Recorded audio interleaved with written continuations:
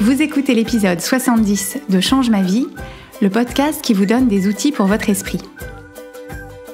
Je suis Clotilde Dussoulier, coach de vie et exploratrice de ma vie intérieure, et je partage ici les découvertes qui ont changé ma vie. Change ma vie est un podcast publié tous les jeudis et vous retrouverez les éléments et les ressources dont je parle sur le site changemavie.com.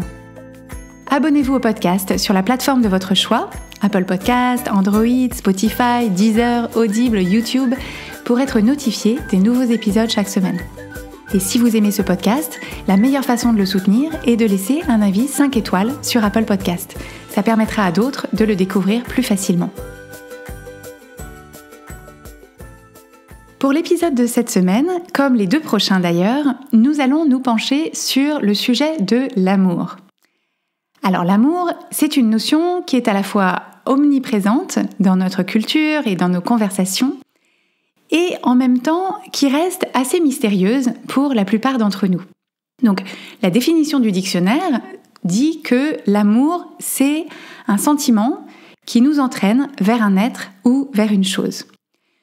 Donc ça, c'est la définition. Ensuite, on sait que l'amour, c'est quelque chose de précieux, c'est quelque chose qui n'a pas de prix, qui ne s'achète pas.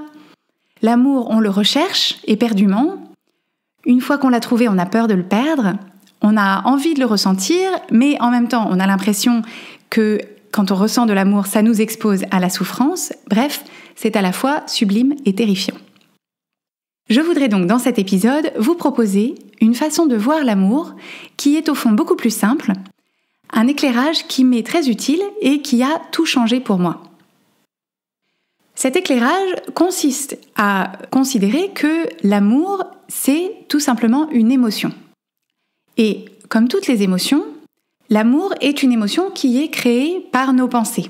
Donc pour les auditeurs fidèles de Change ma vie, c'est quelque chose que vous avez bien intégré maintenant, mais si vous venez de nous rejoindre, c'est un élément important à comprendre pour ce qui va suivre et d'une façon générale pour bien suivre le podcast. Donc l'idée, c'est de dire que nos émotions ne tombent pas du ciel, nos émotions ne sont pas non plus déclenchées par les événements extérieurs à nous. Nos émotions sont générées par nos pensées. Donc les phrases qu'on a dans la tête, ce sont elles qui provoquent les émotions qu'on ressent. Donc ça, ce sont des notions qu'on a examinées en détail dès les tout premiers épisodes de Change ma vie. Donc je vous recommande d'écouter les épisodes 1 à 5 si c'est quelque chose que vous voulez approfondir. Donc pour ce qui nous occupe aujourd'hui, l'amour. L'amour est une émotion.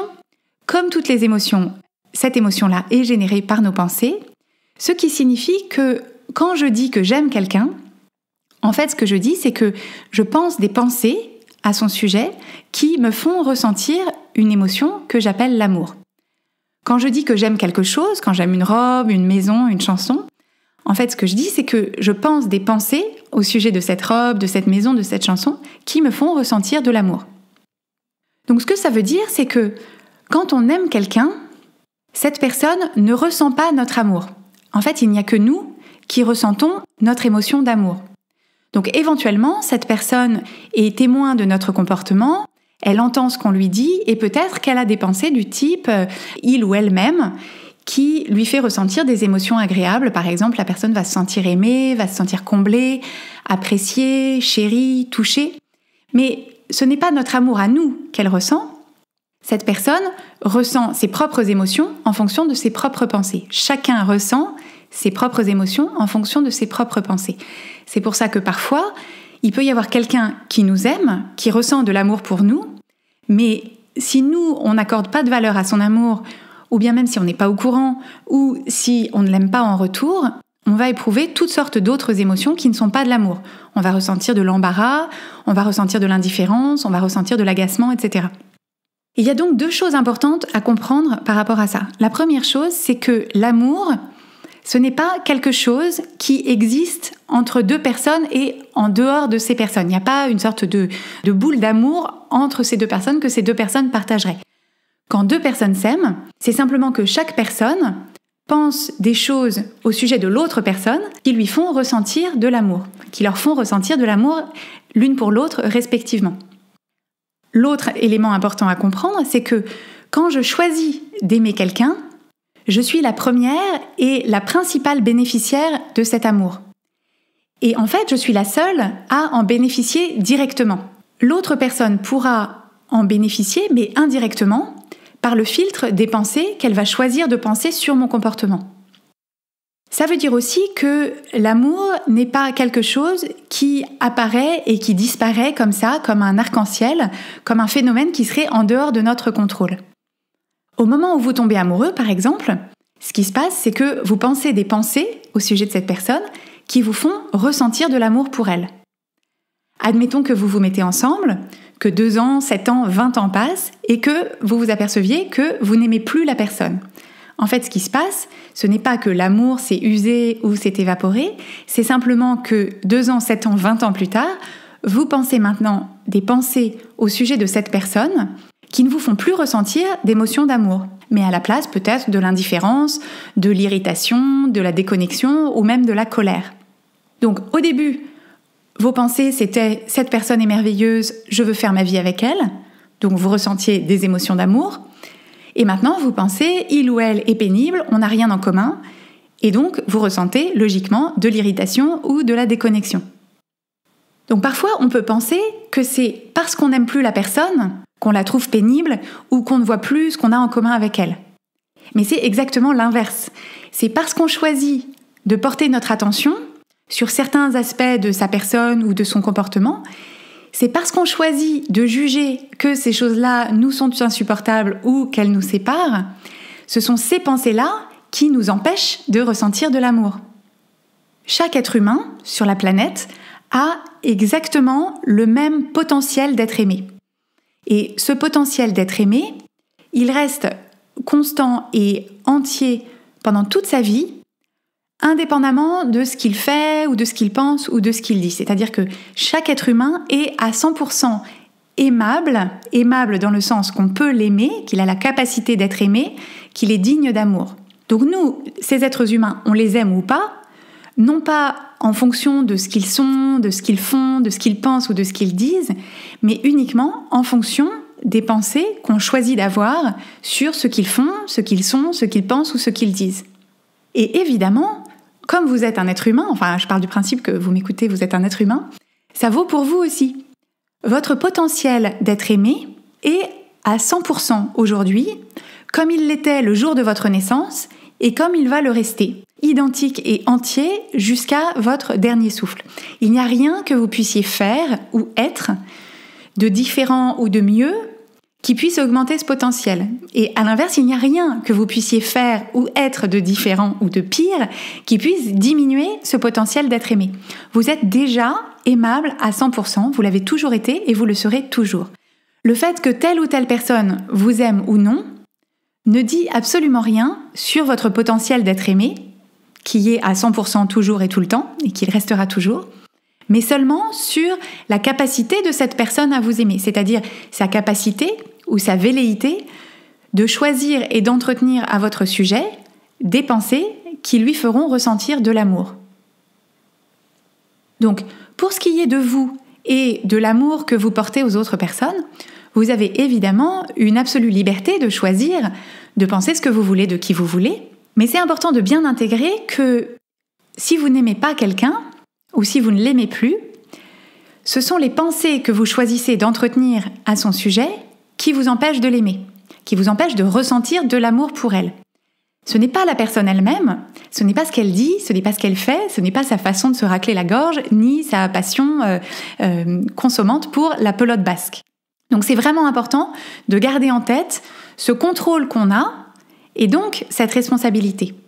Si je vous demande de penser à quelqu'un que vous aimez et de m'expliquer pourquoi est-ce que vous l'aimez, vous allez sans doute me lister des éléments qui vous paraissent à vous objectifs. Par exemple, vous allez penser, admettons que vous êtes une femme avec un homme, mais vous pouvez bien sûr transposer dans l'autre sens, ou quelle que soit la géométrie de votre relation amoureuse, vous pourriez vous dire, mon compagnon, c'est quelqu'un de fiable, il est toujours là quand j'ai besoin de lui, il est drôle, c'est quelqu'un de courageux, il a des yeux bleus, magnifiques, il s'intéresse à plein de choses.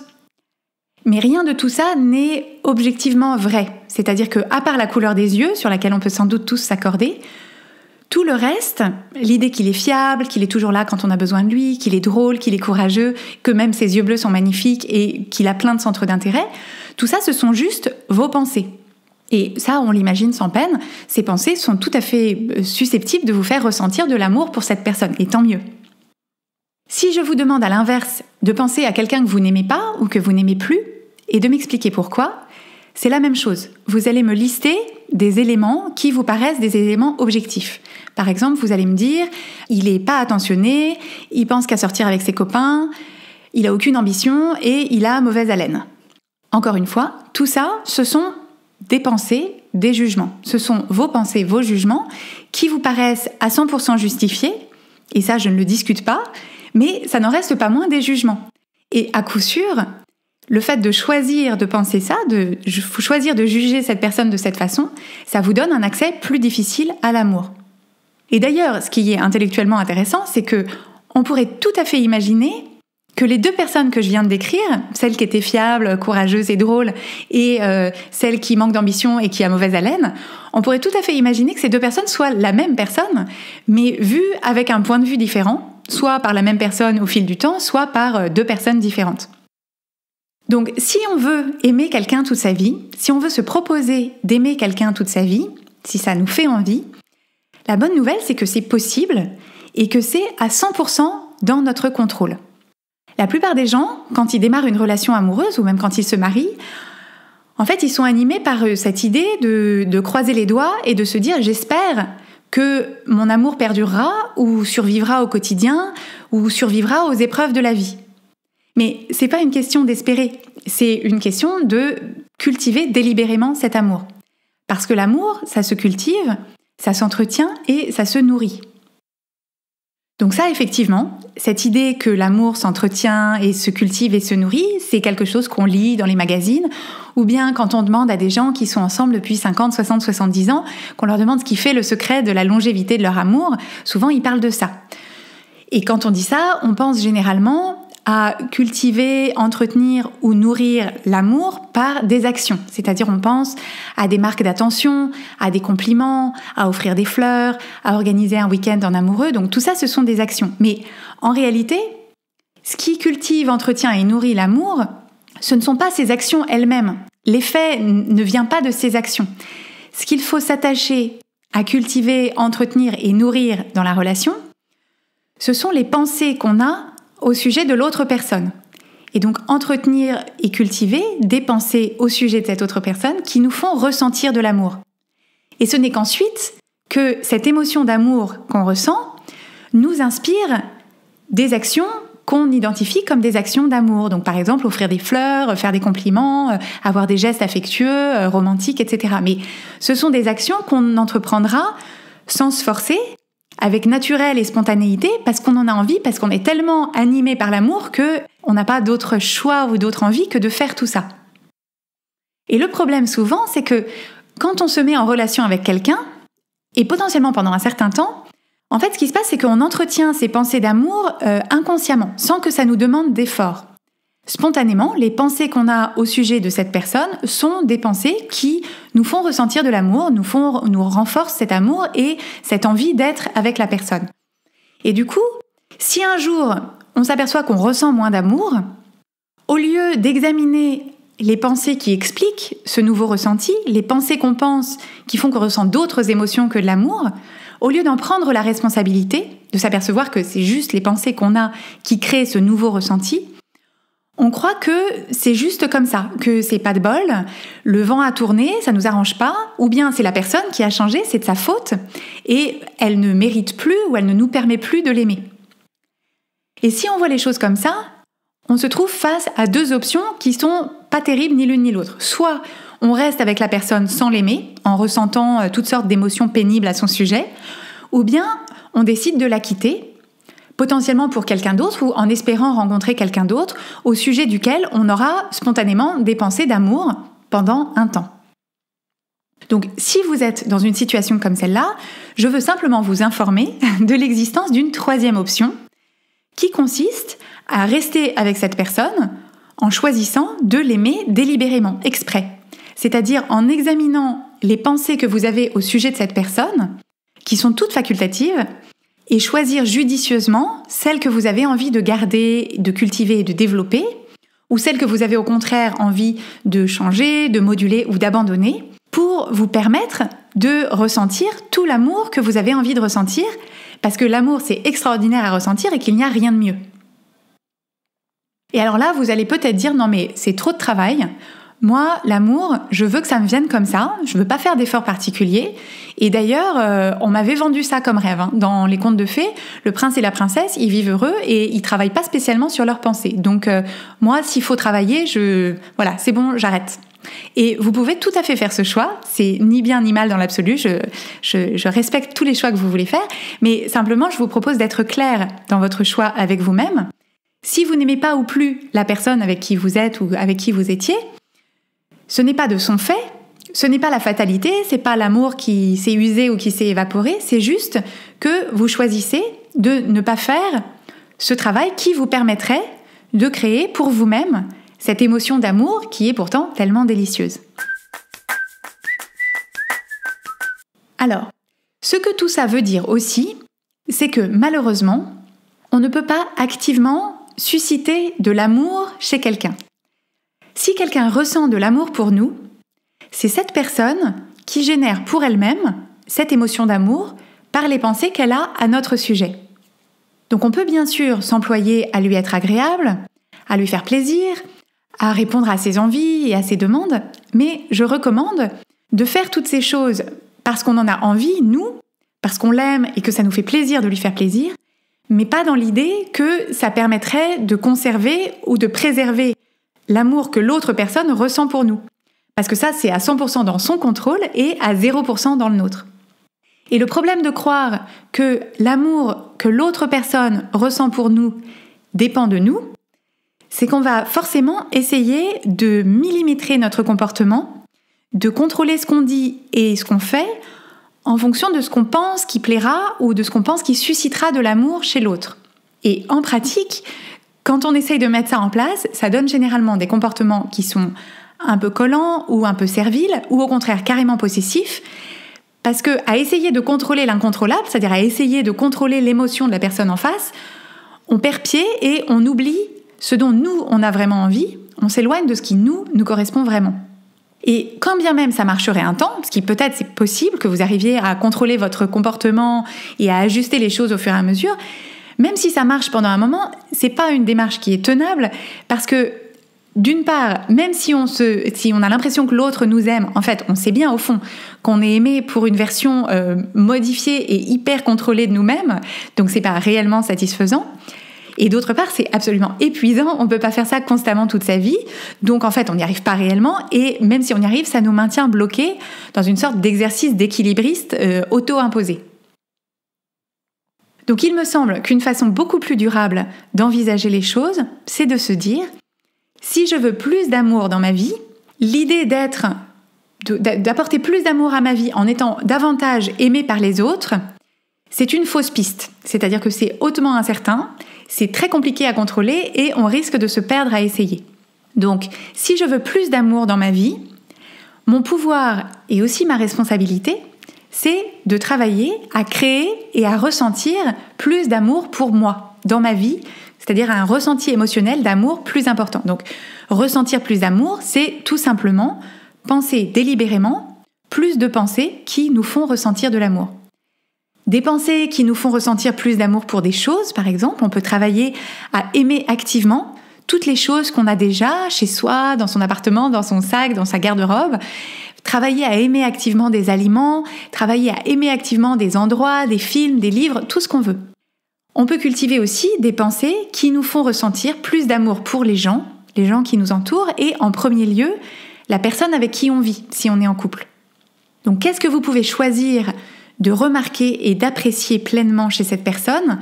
Qu'est-ce que vous pouvez choisir d'apprécier qui vous inspire le plus d'amour?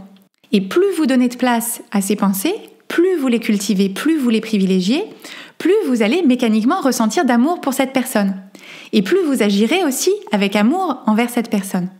Et c'est un élan qui s'entretient par la suite. Parce que si vous approchez votre relation avec des pensées d'amour qui vous font ressentir de l'amour et agir d'une façon aimante envers elle, ça devient le filtre avec lequel vous abordez absolument tout ce qu'elle fait et tout ce qu'elle dit.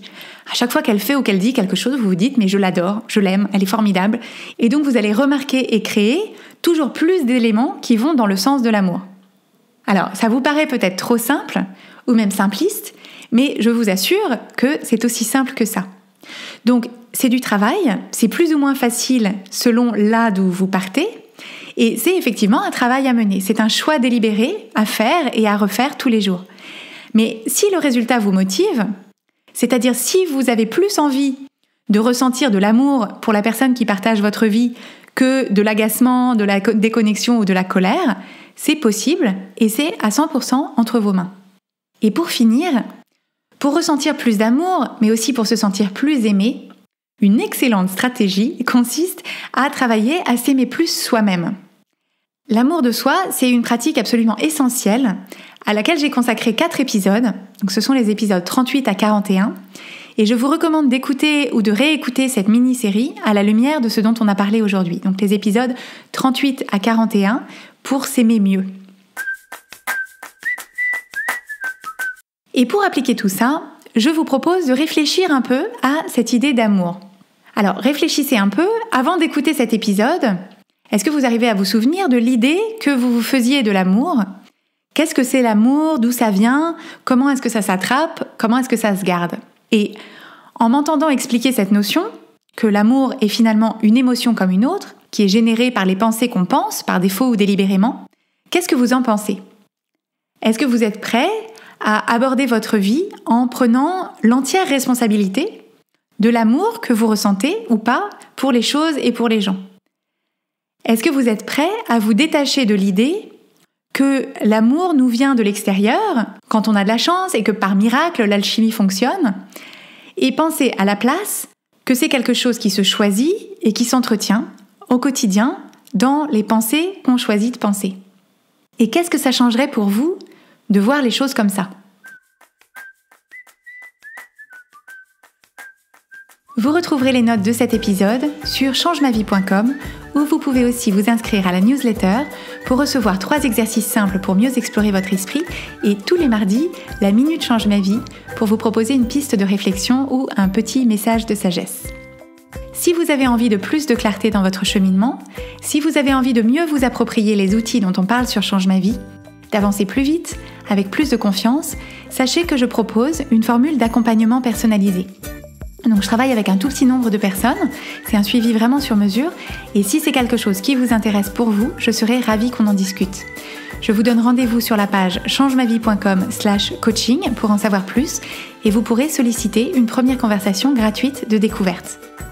Abonnez-vous au podcast Change Ma Vie sur Apple Podcast, laissez-y votre avis si vous le voulez bien, et suivez son actualité sur Instagram et sur Facebook sous l'identifiant « Oui, change ma vie » en un seul mot. Et n'hésitez pas à partager ce podcast avec vos amis si vous pensez que la thématique du jour pourrait les intéresser. Merci et à jeudi prochain.